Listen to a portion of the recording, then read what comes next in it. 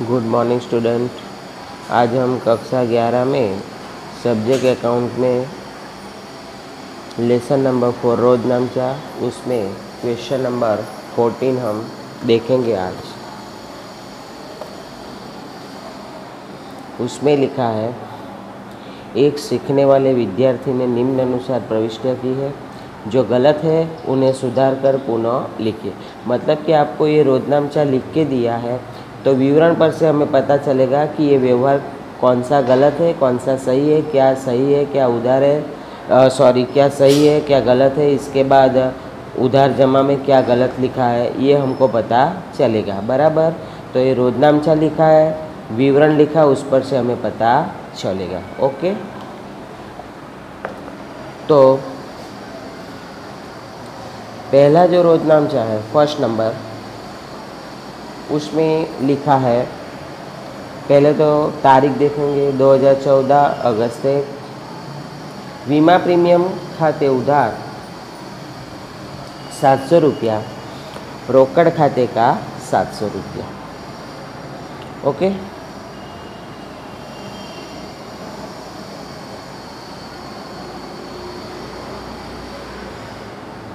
विवरण में लिखा है रुपया 700 जीवन बीमा प्रीमियम के चुकाए। जब जीवन बीमा प्रीमियम होता है मतलब कि मालिक का निजी खर्च होता है। जीवन बीमा प्रीमियम जब निजी खर्च होता है तो उसको आहरण खाते उधार किया जाता है। और यहाँ पे क्वेश्चन में लिखा है बीमा प्रीमियम खाते उधार रोकड़ खाते का। रोकड़ खाते का जो लिखा है वो सही है, लेकिन जीवन बीमा प्रीमियम की जगह पे आएगा आहरण। तो अगस्त 1 आहरण खाते उधार 700, रोकड़ खाते का 700। विवरण है जीवन बीमा प्रीमियम के चुकाया उसका। आगे तारीख 5 रोज नामचा लिखा है रोकड़ खाते उधार 300, जय खाते का 200, अजय खाते का 100 रुपये। विवरण में लिखा है जय के पास से दलाली 200 तथा अजय के पास से कमीशन के रुपया 100 मिला। यहाँ पे दलाली का भी मिला है और कमीशन का भी मिला है। उपज खर्च खाते का नियम है, खर्च या नुकसान हो तो उधार होता है, उपज या आय हो तो वो जमा होता है। तो यहाँ पे दलाली भी मिला है, कमीशन भी मिला है, तो ये उपज है तो दोनों जमा होगा। रोकड़ से मिला है तो रोकड़ आ रही है, रोकड़ आए तो उधार। तो रोज नामचा है रोकड़ खाते उधार 300, दलाली खाते का 200, कमीशन खाते का 100 रुपया। विवरण में दलाली और कमीशन का रोकड़ मिला उसका। तारीख 7 खरीद खाते उधार विवेक खाते का 4500 रुपया। विवरण में लिखा है विवेक के पास से 5000 का माल 10% रोकड़ बट्टा से खरीदा। यहाँ पे लिखा है रोकड़ बट्टा। बराबर। रोकड़ बट्टा है तो रोकड़ बट्टा की गिनती भी होती है और उसका लेखा भी होता है। जब माल खरीदा जाए और रोकड़ बट्टे का लाभ प्राप्त होता है, जब रोकड़ बट्टा का लाभ प्राप्त होता है तो वो जमा होता है। यहाँ पे 4500 रुपया खरीद खाते उधार लिखा है तो रकम गलत है, क्योंकि 5000 का माल खरीदा है तो खरीद खाते उधार 5000। इसके बाद बट्टा फायदा हो रहा है, रोकड़ बट्टा है तो बट्टा खाते का 500, रोकड़ खाते का 4500। 5000 का 10% रोकड़ बट्टा होता है 500, तो बट्टा खाते 500 लिखा और 5000 में से 500 घटाने के बाद 4500 रुपया, मतलब कि रोकड़ 4500 रुपया चुकाई है। विवरण में लिखा है विवेक के पास से 5000 रुपये का माल 10% व्यापारी बट्टा से खरीदा उसका। तारीख 10 बैंक खाते उधार 7000, रोकड़ खाते का 7000। विवरण में लिखा है बैंक ने रुपया 7000 का ओवरड्राफ्ट मंजूर किया। बैंक ने ओवरड्राफ्ट मंजूर किया है, अभी हमें बैंक ने कुछ रकम दिया नहीं है। बराबर। इसीलिए गैर आर्थिक व्यवहार है उसकी प्रविष्टियाँ नहीं होगी।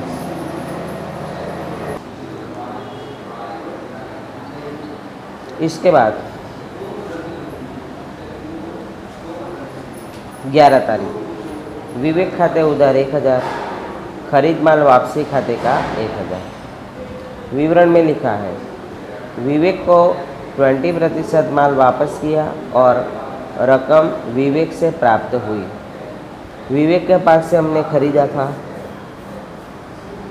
खरीदा हुआ माल वापस करेंगे तो खरीद माल वापसी खाते जमा होता है, और विवेक लेने वाला है तो विवेक खाते उधार होता है। लेकिन हमने जब खरीदा था तब उसमें 10% रोकड़ बट्टा से खरीदा था, तो जब हम रकम वापस मिलेगी उसमें भी 1000 रुपया का 10% व्यापारी रोकड़ बट्टा से रकम हमें प्राप्त होगी। तो रोजनामचा है 11 तारीख, रोकड़ खाते उधार 900, बट्टा खाते उधार 100 रुपया, खरीद माल वापसी खाते का 1000। ओके,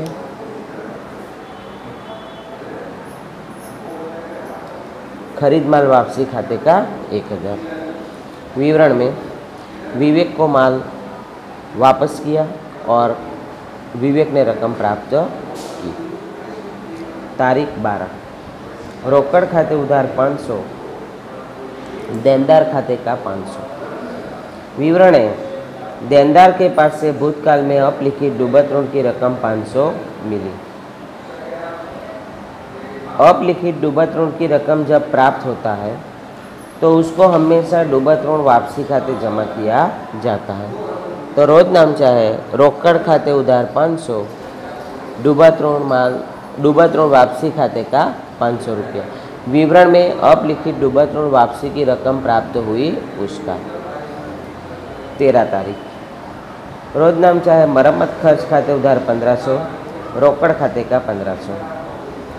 विवरण में लिखा है दुकान मरम्मत के 500 तथा घर की मरम्मत के 1000 नकद चुका है। दुकान मरम्मत का है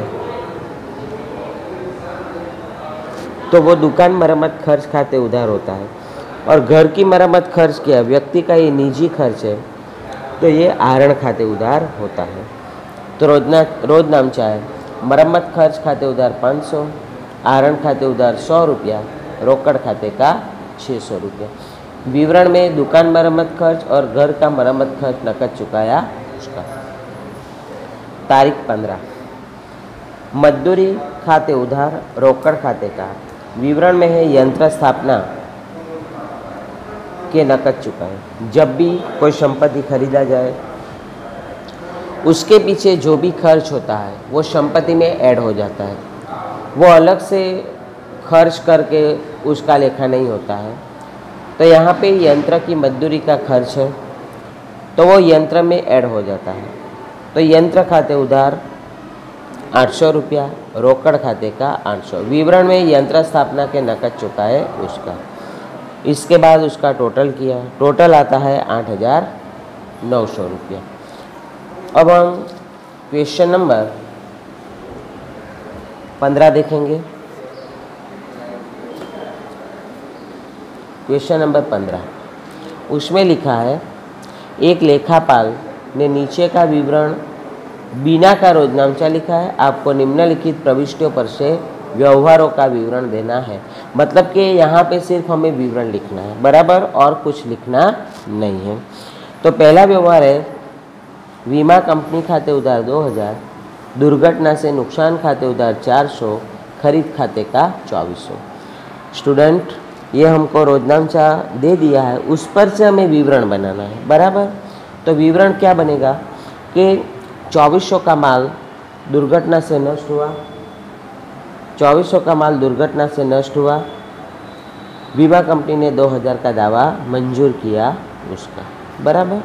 सेकंड, बैंक खाते उधार 500, ब्याज खाते का 500। यहाँ पे हमें ब्याज मिला है, वो बैंक में जमा हुआ है, बराबर। तो विवरण लिखेंगे बैंक ने ब्याज का जमा किया उसका। तीसरा, रोकड़ खाते उधार 1600, साइकिल खाते का 1600। यहाँ पे रोकड़ आ रही है और साइकिल जा रही है, मतलब कि विवरण होगा साइकिल रोकड़ से बेचा उसका। 4 तारीख, बैंक खाते उधार 700, डिविडेंड खाते का 700। जैसे हमने ये ब्याज का लिखा, इस हिसाब से उसका विवरण भी वैसा ही होगा कि बैंक ने डिविडेंड का जमा किया उसका। 5 तारीख, रोकड़ खाते उधार 7200, बट्टा खाते उधार 800, बिक्री खाते का 8000। बराबर। यहाँ पे रोकड़ मिली है बराबर, और बट्टा भी नुकसान है और माल बेचा है। ये बट्टा नुकसान कब होता है? जब रोकड़ बट्टा हो तब। तो विवरण में लिखेंगे 8000 का माल 10% व्यापारी बट्टा 10% रोकड़ बट्टा से रोकड़ से बेचा उसका। तारीख 6, धर्मदा खाते उधार, रोकड़ खाते का, खरीद खाते का। यहाँ पे धर्मदा में रोकड़ भी दिया है और खरीद खाते लिखा है, तो माल भी दिया है। तो विवरण में लिखेंगे धर्मदा में अथवा तो अनाथ आश्रम में 1000 रोकड़ दिया और 1500 का माल दिया उसका। इसके बाद ये टोटल है। स्टूडेंट, ये हमने क्वेश्चन नंबर 13 और क्वेश्चन नंबर 14 और 15 करवाया। उसके पहले जो क्वेश्चन नंबर 13 है, जो अभी तक जितने भी क्वेश्चन करवाए थे मैंने, वो सब का उसमें व्यवहार है, इसीलिए ये होमवर्क में करना है। बराबर।